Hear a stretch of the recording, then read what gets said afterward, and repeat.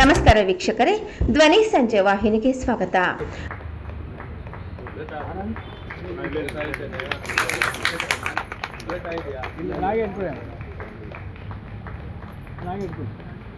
ಮಾಲಾರ್ಪಣೆ, ಗೌರವ ಸಮರ್ಪಣೆ, ಗೌರವ ಸಮರ್ಪಣೆ ನಂತರ ನಮ್ಮ ಮಂಜುನಾಥ್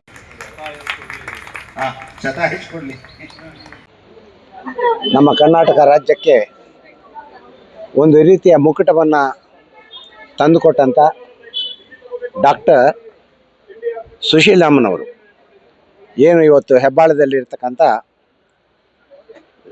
ಸೇವಾಶ್ರಮ, ಆ ಆಶ್ರಮದಲ್ಲಿ ಶೋಷಿತ ಹೆಣ್ಣು ಮಕ್ಕಳಿಗೆ ಆಶ್ರಯವನ್ನು ಕೊಟ್ಟು ಅನ್ನ ಇಲ್ಲದೆ ಮತ್ತು ಯಾವುದೇ ಒಂದು ನೆಲೆ ಇಲ್ಲದೆ ಇರ್ತಕ್ಕಂಥ ಹೆಣ್ಣು ಮಕ್ಕಳನ್ನ ಕರ್ಕೊಂಬಂದು ಅವರ ಜೀವನಕ್ಕೆ ಬೆಳಕನ್ನು ಕೊಟ್ಟಂಥ ಶ್ರೀಮತಿ ಸುಶೀಲಮ್ಮನವ್ರಿಗೆ ನಮ್ಮ ಕರ್ನಾಟಕ ಸರ್ಕಾರ ಮತ್ತು ಕೇಂದ್ರ ಸರ್ಕಾರ ಒಟ್ಟುಗೂಡಿ ಅವರು ಮಾಡಿದ ಅತ್ಯುನ್ನತ ಕೆಲಸಕ್ಕೆ ಈಗಾಗಲೇ ನಾವೆಲ್ಲ ಏನು ಅಂದ್ಕೊಂಡಿದ್ವಿ ಅವ್ರ ಬಗ್ಗೆ, ಕರ್ನಾಟಕ ರಾಜ್ಯದ ಮದರ್ ತೆರೇಸಾ ಅಂತೇಳಿ ಆ ಒಂದು ಮದರ್ ತೆರೇಸಾ ಹೆಸರಿಗೆ ಒಂದು ಮುಕ್ಕೋಟಿ ಕೊಟ್ಟಂತೆ ಇವತ್ತು ಅವರಿಗೆ ಕೇಂದ್ರ ಸರ್ಕಾರವು ನಮ್ಮ ರಾಜ್ಯ ಸರ್ಕಾರದ ಒಂದು ಒಪ್ಪಿಗೆಯ ಮೇರೆಗೆ ಮತ್ತು ನಮ್ಮ ರಾಜ್ಯ ಸರ್ಕಾರದ ಏನು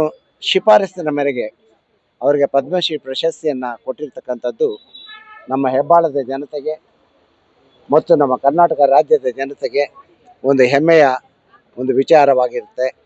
ಈ ವಿಚಾರದಲ್ಲಿ ಅವರಿಗೆ ಒಂದು ಅಭಿನಂದನಾ ಕಾರ್ಯಕ್ರಮವನ್ನು ಹಮ್ಮಿಕೋಬೇಕು ಅಂತ ಕೇಳಿದಾಗ ನಮ್ಮ ಹೆಬ್ಬಾಳದ ಜನರೆಲ್ಲರೂ ಸೇರಿ ಸಾಕಷ್ಟು ಮಹಿಳೆಯರು ಮತ್ತು ಈ ಸಾಯಿ ದೇವಸ್ಥಾನದ ಅನೇಕ ಭಕ್ತಾದಿಗಳು ಎಲ್ಲರೂ ಬಂದು ಈ ಒಂದು ಅಭಿನಂದನಾ ಕಾರ್ಯಕ್ರಮವನ್ನು ಹಮ್ಮಿಕೊಂಡಿದ್ರು. ಈ ಅಭಿನಂದನಾ ಕಾರ್ಯಕ್ರಮದಲ್ಲಿ ಅಮ್ಮವ್ರಿಗೆ ಪ್ರಶಸ್ತಿ ಏನು ಪದ್ಮಶ್ರೀ ಪ್ರಶಸ್ತಿ ಬಂದಿದೆ, ಅದು ಅತ್ಯುನ್ನತ ಪ್ರಶಸ್ತಿಯಾಗಿದ್ದು, ಈ ಪ್ರಶಸ್ತಿಗೆ ಅರ್ಹರಾಗಿದ್ದು ಅವರಿಗೆ ಒಂದು ಅಭಿನಂದನಾ ಕಾರ್ಯಕ್ರಮವನ್ನು ಹಮ್ಮಿಕೊಂಡಿದ್ವಿ.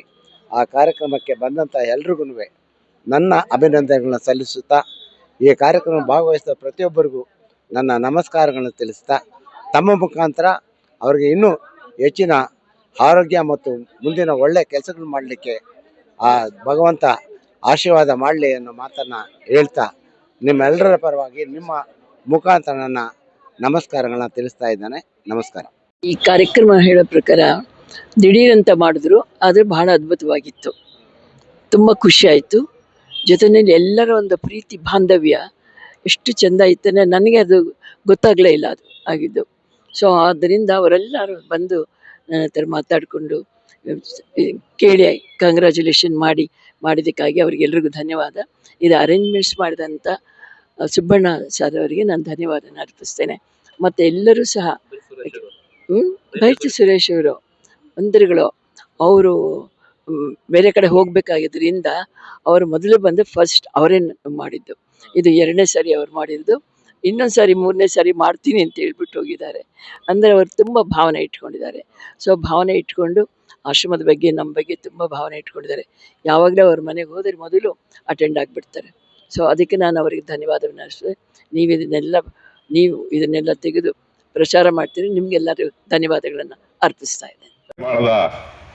ನಮ್ಮ ನಿವೃತ್ತ ACP ಆದಂಥ ಸುಬ್ಬಣ್ಣನವರು, ನಮ್ಮ ಚಿತ್ರಕಲಾ ಪರಿಷತ್ತಿನ ಉಪಾಧ್ಯಕ್ಷರು, ಚೋಳನಾಯಕನಹಳ್ಳಿ ನಿವಾಸಿಗಳವರು, ರಾಮಕೃಷ್ಣಪ್ಪನವರು, ಹಾಗೆ ನಮ್ಮ ಆತ್ಮೀಯರಾದಂಥ ರಮೇಶ್ ಅವರು, ರಾಮಚಂದ್ರ ಅವರು,